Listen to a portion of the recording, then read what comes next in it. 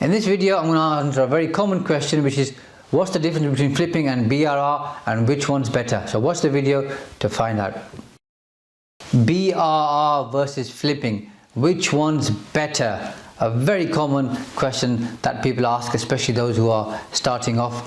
And the answer, just like the answer to most questions, it depends. It depends on what you're looking to do. So are you looking to build equity and build a passive income or a active income by looking after your property portfolio and create some regular cash flow, or are you looking for quick cash to generate for yourself and maybe build a deposit or some kind of a fund to go into property full time? So it all depends. Flipping, the good thing is that you can, well, one of the main good things I see is you can generate cash pretty quickly. So you can buy property, let's say below market value for 100 grand, spend 15,000-20,000 pounds refurbing it, depending on how much work needs doing, and then it could be worth, let's say, 160,000 pounds, 170,000 pounds. So you can make a profit of between 40 to 50,000 pounds pretty quickly. So, and again, I've just shared numbers as an example. The real numbers could be very different because it depends how much you buy it for, how quickly and how well you can get it refurbished, and what the market value is. But you can make anywhere from say 20,000 to 40, 50,000 pretty easily, depending on the size of the deal. So if get a big lumps of cash in quickly is something which you're keen on, then I would say BRR wouldn't be the strategy for you, because you're looking for lump sum. So look at flipping. Another one is if you're not interested in keeping the properties, maintaining them, dealing with letting agents, then again flipping will work really well for you, because you just obviously just fix up the asset, improve it, and then sell it on. Another advantage with flipping is if you got loans from investors, when you sell the property, you can repay those loans and keep your interest costs down. And if you do that well, you'll then build up a relationship with the person or the people who've loaned the money to you, which means they will be more likely to do more deals with you. And sometimes what's really interesting is this: somebody might say to you, I've got 50 grand to invest, and they'll invest it with you. Once you do 1, 2 or 3 deals with them, they'll say, oh, just to let you know, I've got another 250 grand somewhere as well, I can give that to you as well. So quite often investors aren't going to put all their cards on the table and tell you exactly how much money they've got to invest. They'll give you a small amount, test you out, see how it works, and then say to you, well, I've got access to a much bigger pot. I've seen that happen quite a few times. And of course that sounds obvious, because if you were doing it, you'd probably do the same. You're not going to go around telling people, oh, I've got 500 grand in my bank account to invest. You'll probably just say, oh, I've got 50 grand or 100 grand. Test someone out, see how well they do, and then say, oh, you're doing really well here in the last 2 or 3 deals. I've got more money that I want to invest with you. So that's going to work well for you too. One of the obvious disadvantages from a tax point of view is if you're selling the properties, you've made a gain, and you're going to have to pay corporation tax if you're running through a limited company, or income tax if you're doing the deals yourself. So that earlier example that I shared of, you'll make 40 or 50,000 pounds profit, you'll have to pay tax on that, so you'll be left over with a smaller figure after having paid the tax. So that's something that you want to be thinking about.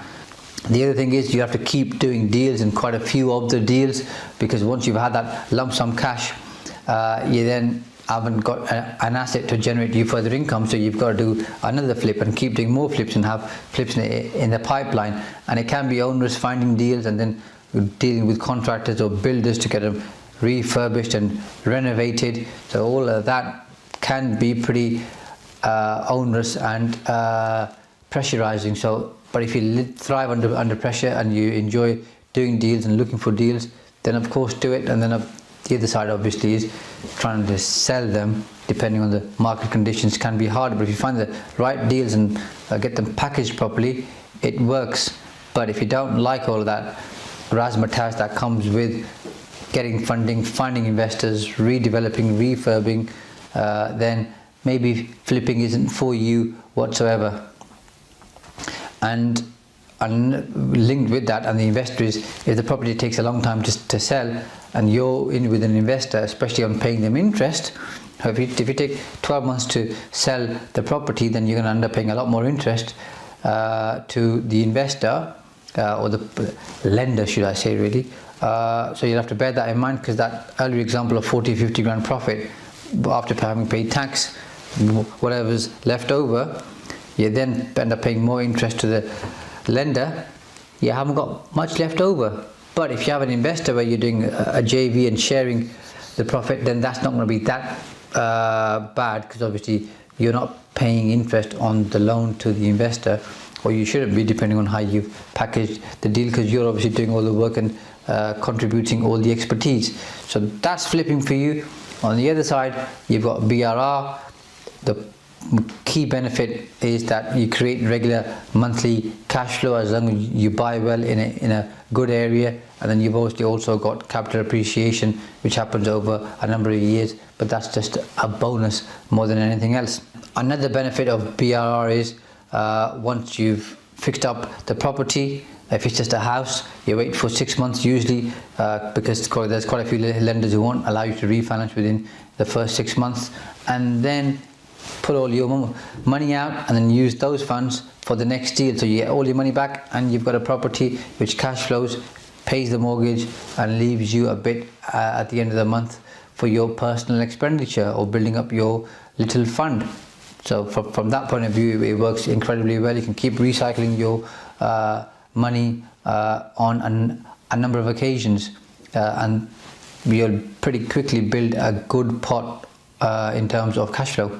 Linked with that, obviously, is the capital appreciation. So not only are you getting the cash flow over, let's say, a 20-year period, you've got a nice large capital gain, or capital value, and when you sell it, you'll have to pay capital gains tax on that. But that added advantage of the added value is a super duper bonus.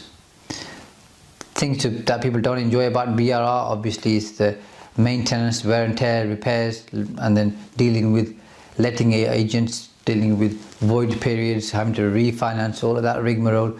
People don't really enjoy doing that much, so that's something to bear in mind. If you've got BRR and you're doing it, buying the properties in your own name, you've got Section 24 issues, especially if you're a higher rate taxpayer. So that's something to think about, but you can mitigate that by buying property in a limited company. And then if you've got long void periods, then you're going to have to fund the mortgage and other costs through profit from other properties or from your own pocket. So those are the two options. Which one do I prefer is a question people ask quite often. Well, I'm going to say BRR because that's the one that I do. I usually work on bigger developments, on commercial conversions, and then pretty much use the BRR model, refinance, take all the money out, put the properties on rent, create the cash flow, and then use those funds, recycle them into another development. I do use flipping just for land, so obtain planning permission and then sell it with a planning gain, so you can call that a flip in a roundabout way. That works well, but that's obviously bigger chunks of money. But generally speaking, my preference is to use BRR, but that doesn't mean that should be your preference, because it depends what you're looking for. And really what I would say is, if you're unsure, try both and maybe do a bit of both. Do 1 or 2 flips a year, and then at the same time build your asset base and your cash flow by using BRR. So do both.